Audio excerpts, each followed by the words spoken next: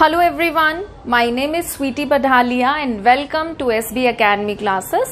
तो last video lecture में हम लोगों ने 3 पॉलीहैलोजन कंपाउंड्स को डिस्कस किया था। बाकी के 3 पॉलीहैलोजन कंपाउंड्स हम आज के वीडियो लेक्चर में डिस्कस करेंगे। ठीक है, तो चलिए आगे बढ़ते हैं। आज का जो हमारा पॉलीहैलोजन कंपाउंड है वो क्या है? टेट्राक्लोरोमीथेन, जिसे हम कार्बन टेट्राक्लोराइड भी कहते हैं, और इसका फॉर्मूला क्या होता है? CCl4।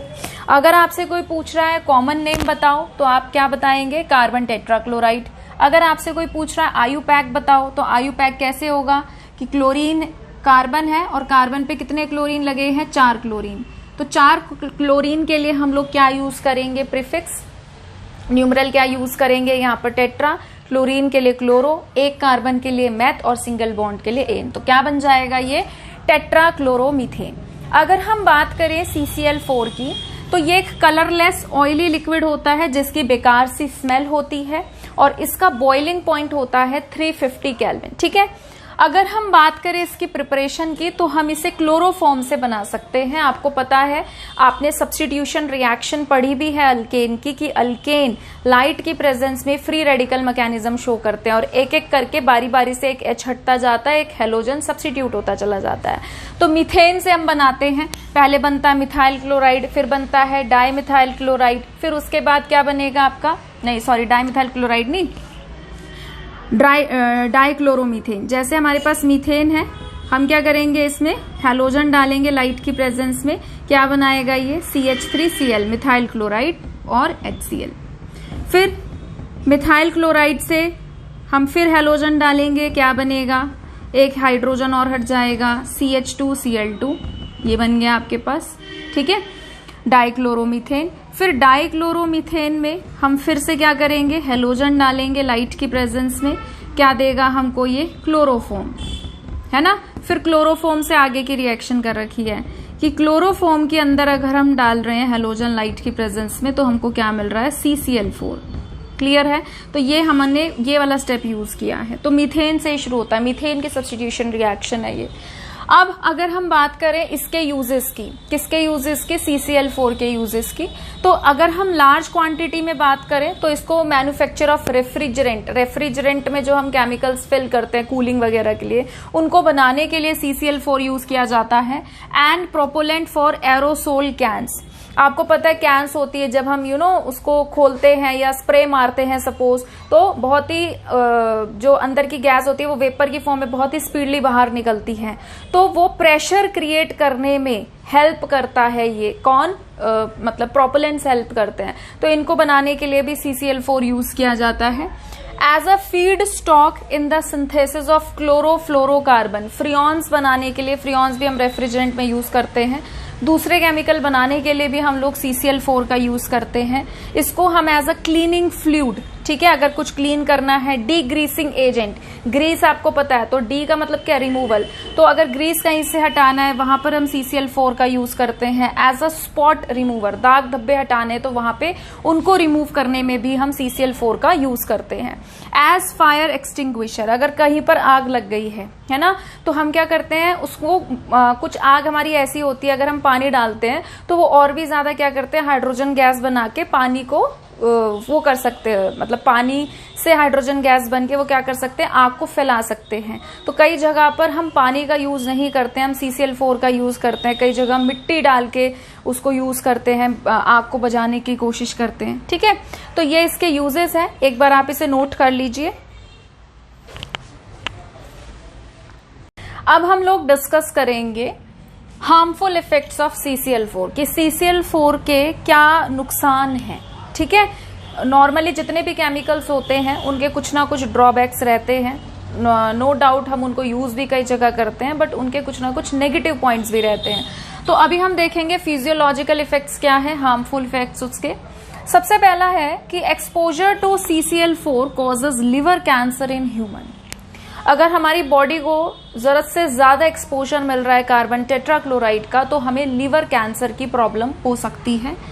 जो नॉर्मल कॉमन इफेक्ट रहेंगे, क्या रहेंगे? Dizziness, lightheadedness, nausea, vomiting, which can cause permanent damage to nerve cells. CCl4 हमारे नर्व सेल्स को परमानेंटली डैमेज कर सकता है, हमें कमजोरी महसूस हो सकती है, चक्कर आना महसूस हो सकता है, ठीक है, उल्टी जैसा लग सकता है कि उल्टी आ रही है, उल्टी आ रही है। In severe cases, these effects can lead to coma, unconsciousness और even death. पर्सन बेहोश हो सकता है, कोमा में जा सकता है, मतलब बेहोश होगा अगर थोड़ी क्वांटिटी में हम CCl4 का एक्सपोजर उसको दे रहे हैं, ज्यादा दे रहे हैं तो वो कोमा में जा सकता है, और जरूरत से ज्यादा अगर हमने दे दिया है पर्सन के बॉडी के अंदर CCl4 तो उसकी डेथ भी हो सकती है, ठीक है। तो बहुत ही हार्मफुल है ये। जो CCl4 के वेपर्स होते हैं उनके एक्सपोजर से हार्ट बीट, जो दिल की धड़कन होती है, वो इर्रेगुलर हो जाती है और स्टॉप भी हो सकती है ना। तो जरूरी नहीं होता है कि सिर्फ लड़की को देख के या लड़के को देख के हार्ट बीट इर्रेगुलर हो जाए या स्टॉप हो जाए। CCl4 के वेपर्स भी ये काम करने में कैपेबल होते हैं। When brought in contact with eyes, it may causes irritation in eyes, ठीक है। अगर हमारी आंखों के कांटेक्ट में आते हैं तो आईज में इरिटेशन कॉज कर सकते हैं। साथ ही साथ हमारे एनवायरनमेंट के लिए भी ये काफी नुकसानदेह होते हैं। जब हम इनको एयर में रिलीज करते हैं तो ये क्या करते हैं, राइज अप कर जाते हैं एटमॉस्फेयर में और ओजोन लेयर को डिप्लीट करना स्टार्ट कर देते हैं। अब अगर हमारी ओजोन लेयर खराब होगी, डिप्लीट होगी, उसमें होल्स होंगे, तो क्या होगा, जो सूरज की हार्मफुल यूवी रेडिएशंस हैं वो हमें ज्यादा से ज्यादा मिलेंगी, ज्यादा से ज्यादा ह्यूमन एक्सपोजर हो जाएगा यूवी रेज के थ्रू, जिसकी वजह से बहुत लोगों को स्किन कैंसर की प्रॉब्लम, आंखों की प्रॉब्लम, ठीक है, और उनके डिसऑर्डर हो सकते हैं या फिर पॉसिबल डिसरप्शन हो सकता है इम्यून सिस्टम में, इम्यूनिटी भी वीक हो सकती है। और आपको पता है, ये तो कोविड के टाइम पे आपने देख ही लिया होगा कि इम्यूनिटी कितना इंपॉर्टेंट रोल प्ले करती है। अगर आपका इम्यून सिस्टम वीक है तो पर्सन, आपको पता है कि कितना परेशान हो जाता है। कोविड के टाइम पे देखा होगा हम सब ने, कितना मुश्किल दौर था वो जो फेस किया था। तो कितने लोगों की डेथ भी हुई थी, कितने लोग थे जिनको ऑक्सीजन सिलेंडर की जरूरत थी, जिनको बहुत ज्यादा ब्रीथिंग प्रॉब्लम हो रही थी। तो इम्यूनिटी स्ट्रांग होना बहुत ज्यादा जरूरी होता है। बट अगर बहुत ज्यादा ओजोन लेयर हमारी खराब होती चली जाएगी केमिकल्स की वजह से, या और जो हम प्रदूषण वगैरह क्रिएट करते हैं व्हीकल्स के थ्रू, पटाखों के थ्रू, तो फिर क्या होता है कि वो हमें प्रोटेक्ट कर रही है। अगर हम ओजोन लेयर को डिप्लीट करते रहेंगे तो ज्यादा से ज्यादा यूवी रेडिएशन हम तक पहुंचेंगे और हमें नुकसान पहुंचा सकती हैं, हमें अंधा कर सकती है, हमें आई डिसऑर्डर्स हो सकते हैं, हमें स्किन कैंसर हो सकता है और हमारी इम्यूनिटी तक भी वो वीक कर देता है, ठीक है। तो एक बार वीडियो को पॉज करके आप इसे नोट करिए प्लीज। नेक्स्ट टॉपिक है हमारा फ्रियॉन्स, और फ्रियॉन्स आप इंपॉर्टेंट मार्क कर लीजिए। बहुत ज्यादा चांसेस हैं कि बोर्ड में फ्रियॉन्स पे आपको एक क्वेश्चन देखने को मिले, ठीक है। तो फ्रियॉन्स हमारे क्या होते हैं, फ्रियॉन्स हमारे क्लोरोफ्लोरोकार्बन होते हैं, जिनको हम शॉर्ट में CFSC भी कहते हैं। और ये क्लोरोफ्लोरोकार्बन सिर्फ आपको मीथेन या इथेन के ही देखने को मिलते हैं, जिनको कलेक्टिवली हम नाम दे देते हैं फ्रियॉन। इनकी अच्छी बात भी है, बुरी बात भी है कि ये बहुत ज्यादा स्टेबल होते हैं, अनरिएक्टिव होते हैं, नॉन टॉक्सिक होते हैं, नॉन कोरोसिव होते हैं, और साथ ही साथ इजिली लिक्विफाइबल गैसेस के तौर पे भी हम फ्रियॉन्स को यूज करते हैं। अब क्योंकि ये क्या है, अनरिएक्टिव है, तो ये जल्दी से रिएक्ट नहीं करेगा किसी के साथ, तो हमारे लिए इनको एनवायरनमेंट से रिमूव करना भी एक बहुत ही डिफिकल्ट टास्क हो जाता है इनकी इस प्रॉपर्टी की वजह से। अगर हम बात करें मोस्ट कॉमन फ्रियॉन की, तो उसका एग्जाम्पल है फ्रियॉन 12, जिसका नाम होता है डाइफ्लोरोमीथेन, जिसको हम कैसे रिप्रेजेंट कर सकते हैं कि कार्बन है, इस पे 2 क्लोरीन है और 2 फ्लोरीन है। अगर हम बात करें इसकी प्रिपरेशन की, तो स्वार्ट्ज रिएक्शन से, हैलोजन एक्सचेंज रिएक्शन से हम इन्हें प्रिपेयर कर सकते हैं। कार्बन टेट्राक्लोराइड लिया जाता है, SbF3 के साथ रिएक्शन कराएंगे तो फ्लोरीन यहाँ आएगा और 2 क्लोरीन यहाँ पर जाएंगे, तो क्या बनाएगा, ये कार्बन है, 2 क्लोरीन हट गए, 2 बचे और 2 फ्लोरीन यहाँ पर आ गए, तो ये बन गया आपका फ्रियॉन 12। उसके बाद अगर हम बात करें इसके यूजेस की, तो हम इसको रेफ्रिजरेंट के तौर पे यूज करते हैं रेफ्रिजरेटर्स में, एयर कंडीशनिंग के लिए यूज करते हैं, बहुत ही कूलिंग इफेक्ट ये देते हैं। एज अ प्रोपेलेंट हम इनको यूज करते हैं एरोसोल्स के अंदर, जिसके बारे में मैं अभी डिस्कस भी कर रही थी कि ये प्रेशर मेंटेन करने में काफी हेल्प करता है स्प्रेज के अंदर। जैसे कि हमारे पास परफ्यूम्स हो गए, क्लिंजर्स हो गए, शेविंग क्रीम्स हो गई, हेयर स्प्रेज हो गए और इंसेक्टिसाइड्स हो गए। अगर हम हार्मफुल इफेक्ट की बात करें तो ये ओजोन लेयर को डिप्लीट करने के लिए reaction, chain reaction, free radical mechanism को इनिशिएट करता है। तो इन्हीं की वजह से रिएक्शन शुरू होती है और ओजोन लेयर डिप्लीट होता है। और आपको पता है कि अगर ओजोन लेयर डिप्लीट हो, यूवी रेज हमारे पास हमारी स्किन पे अगर गिरती हैं तो हमें स्किन कैंसर कॉज करती है, हमारी इम्यूनिटी को वीक करती हैं, हमें आई डिसऑर्डर्स हो सकता है, जिसके बारे में हमने ऑलरेडी पहले डिस्कस कर लिया है। तो एक बार वीडियो को पॉज करके इसे नोट करिए प्लीज। नेक्स्ट टॉपिक है हमारा डीडीटी। अगर हम बात करें डीडीटी की तो डीडीटी की फुल फॉर्म क्या होती है? Para, para dash, dichloro diphenyl trichloro ethane. अगर हम बात करें एथ की, वर्ड रूट एथ मतलब 2 कार्बन, एन का मतलब क्या रहता है? Single bond. ट्राइक्लोरो मतलब कि 1 कार्बन पे क्या रहेंगे? 3 क्लोरीन रहेंगे। उसके बाद क्या है यहाँ पर? डाइफिनाइल मतलब कि 2 क्या रहेंगे आपके पास? Benzene ring. ठीक, यहाँ पे हम एच लगा देंगे।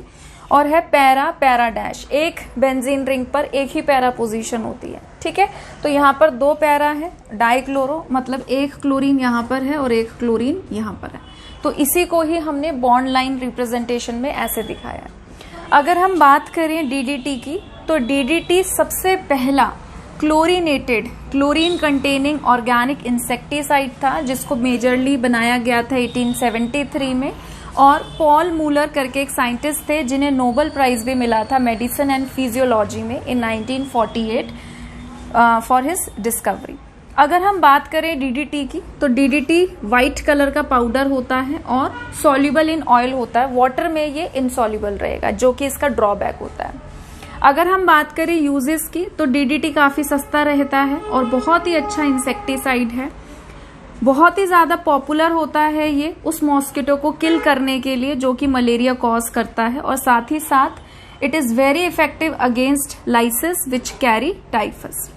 अगर हम बात करें इसके हार्मफुल इफेक्ट की तो इसका सबसे हार्मफुल इफेक्ट क्या है कि एक तो ये नॉन बायोडिग्रेडेबल है, जल्दी से डिग्रेड नहीं करता, बहुत ही ज्यादा स्टेबल है। अगर ये गलती से बह के पानी में चला जाए तो ये वाटर पॉल्यूटेंट की तरह एक्ट करता है, जो भी फिश होती हैं, एक्वाटिक एनिमल्स होते हैं, उनको किल कर देता है। और वही अगर डेड फिशेस को ह्यूमंस काफी लंबे समय तक अगर खाते रहें एज अ डाइट तो ये क्या होता है? हमारे फैट्स और टिश्यूज में स्टोर हो जाता है और फिर ये कैंसर या फिर कोई भी हार्मफुल डिसीज हो गए उसको कॉज कर सकता है। ठीक है, तो डीडीटी के बारे में इतना ही है, इम्पॉर्टेंट है। अगर हम पॉलीहेलोजन कंपाउंड्स के बारे में डिस्कस करें तो सबसे इम्पॉर्टेंट जो है आपका वो फ्रियॉन है। साथ ही साथ एक एनसीईआरटी क्वेश्चन भी है जिसमें आपसे फ्रियॉन हो गया, CCl4 हो गया, ऐसे 1-2 कंपाउंड्स हैं जिनके यूजेस पूछे गए, तो डायरेक्ट वहां से भी क्वेश्चन आ सकता है। हर जितने भी पॉलीहेलोजन कंपाउंड है, टोटल 6 हैं, हर पॉलीहेलोजन कंपाउंड के आपको एटलीस्ट 2-2 यूजेस जरूर याद करने हैं। ठीक है, तो वीडियो को पॉज करके इसे नोट करिए प्लीज।